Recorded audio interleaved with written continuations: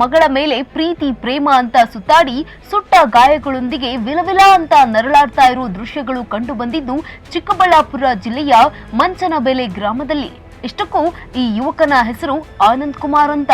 ಚಿಕ್ಕಬಳ್ಳಾಪುರ ಜಿಲ್ಲೆಯ ಶಿಡ್ಲಘಟ್ಟ ತಾಲೂಕಿನ ಬಾಶೆಟ್ಟಿಹಳ್ಳಿಯ ನಿವಾಸಿ. ಚಿಂತಾಮಣಿ ಮಾರುಕಟ್ಟೆಯಲ್ಲಿ ಕೆಲಸ ಮಾಡ್ತಾ ಇದ್ದ ಆನಂದ್ ಕುಮಾರ್ಗೆ ರಾಗುಟ್ಟಹಳ್ಳಿ ಗ್ರಾಮದ ತನ್ನ ಅತ್ತೆಯ ಮಗಳನ್ನ ಪ್ರೀತಿಸ್ತಾ ಇದ್ದ.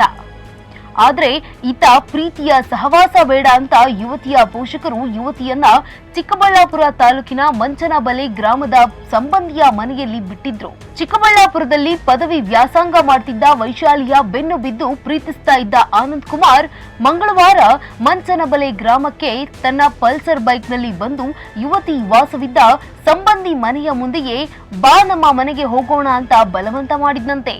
ನನ್ನನ್ನ ಮದುವೆ ಮಾಡ್ಕೋ ಅಂತ ಒತ್ತಾಯಿಸಿದ್ನಂತೆ. ಆದ್ರೆ ಇದಕ್ಕೆ ವೈಶಾಲಿ ಹಾಗೂ ಅವರ ಸಂಬಂಧಿಕರು ವಿರೋಧ ಮಾಡಿದಾಗ ಮಾತಿಗೆ ಮಾತು ಬೆಳೆದು ಗಲಾಟೆಯಾಗಿ ಆನಂದ್ ಕುಮಾರ್ ಮನೆಯಲ್ಲಿ ಮಲಗಿದ್ದ ಯುವತಿ ವೈಶಾಲಿಯ ಮೇಲೆ ಟಾಯ್ಲೆಟ್ ಆಸಿಡ್ ಅನ್ನ ಎರಚಿದ್ದಾನೆ. ಕೂಡಲೇ ಮನೆಯವರು ಆಕೆಯನ್ನ ಚಿಕ್ಕಬಳ್ಳಾಪುರ ಜಿಲ್ಲಾಸ್ಪತ್ರೆಗೆ ಕರೆತಂದು ಚಿಕಿತ್ಸೆಗೆ ದಾಖಲಿಸಿದ್ದಾರೆ. ಅದೃಷ್ಟವಶಾತ್ ಯುವತಿ ಪ್ರಾಣಾಪಾಯದಿಂದ ಬಚಾವಾಗಿದ್ದಾಳೆ. ಆದ್ರೆ ಮಾವ ಆನಂದ್ ಕುಮಾರ್ ಪೆಟ್ರೋಲ್ ಮೈ ಮೇಲೆ ಸುರಿದುಕೊಂಡು ಬೆಂಕಿ ಹಚ್ಚಿಕೊಂಡು ಆತ್ಮಹತ್ಯೆಗೆ ಯತ್ನಿಸಿ ನನ್ನ ಸಾವಿಗೆ ಅತ್ತೆ ಮಾವ ಮಗಳೇ ಕಾರಣ ಅಂತ ಹೇಳಿದ್ದಾನೆ. ನಮ್ಮ Chikkaballapura district Chikkaballapura rural police station limits ಅಲ್ಲಿ ಮಂಚನಬೆಲೆ ಊರಲ್ಲಿ ನಿನ್ನೆ ಈವ್ನಿಂಗ್ ಒಂದು ಇನ್ಸಿಡೆಂಟ್ ಆಯಿತು. ಆ ಇನ್ಸಿಡೆಂಟ್ ಅಲ್ಲಿ ಒಬ್ರು ಗರ್ಲ್, ಆ ಗರ್ಲ್ದು ಏಜ್ ಅರೌಂಡ್ 18 ಇಯರ್ಸ್ ಇದೆ. ಮತ್ತೆ ಕಾಲೇಜಲ್ಲಿ ಸ್ಟೂಡೆಂಟ್ ಇದ್ದಾರೆ ಅವರು.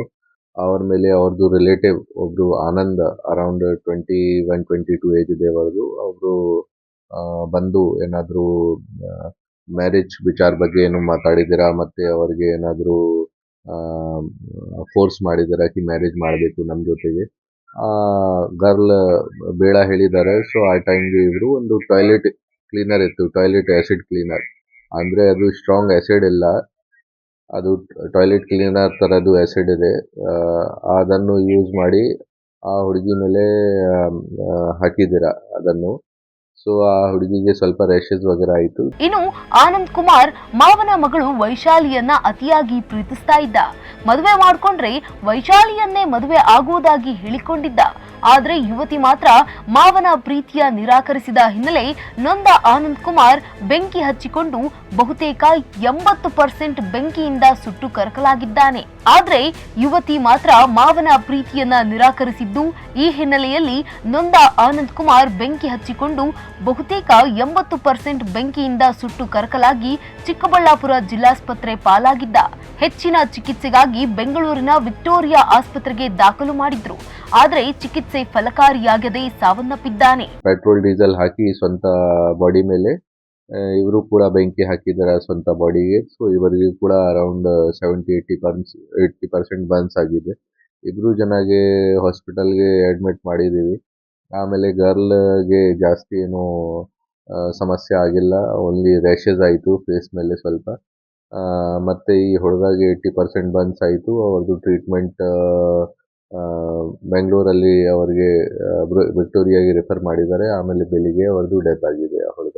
ಒಟ್ನಲ್ಲಿ ಪ್ರೀತಿಯ ಮಾಯೆಯಲ್ಲಿ ಸಿಲುಕಿದ್ದ ಮಾವ ತನ್ನ ಅತ್ತೆಯ ಮಗಳನ್ನ ತನ್ನ ಪ್ರಾಣಕ್ಕಿಂತ ಹೆಚ್ಚು ಪ್ರೀತಿಸ್ತಾ ಇದ್ದ. ಆದ್ರೆ ಅತ್ತೆ ಮಗಳು ತನ್ನ ಪ್ರೀತಿಯನ್ನ ನಿರಾಕರಿಸಿದ್ದ ಕಾರಣ ಸಹಿಸಿಕೊಳ್ಳಲಾಗದೆ ಆಕೆಯನ್ನ ಕೊಂದು ತಾನು ಸಾಯುವ ತೀರ್ಮಾನಕ್ಕೆ ಬಂದಿದ್ದು. ಕುರುಡು ಪ್ರೀತಿಯ ಬಲೆಗೆ ಬಿದ್ದ ಮಾವ ತನ್ನ ಪ್ರಾಣವನ್ನೇ ಕಳೆದುಕೊಂಡಿರುವುದು ದುರಂತ. Srinivas N, Rebel TV Kannada, Chikkaballapur.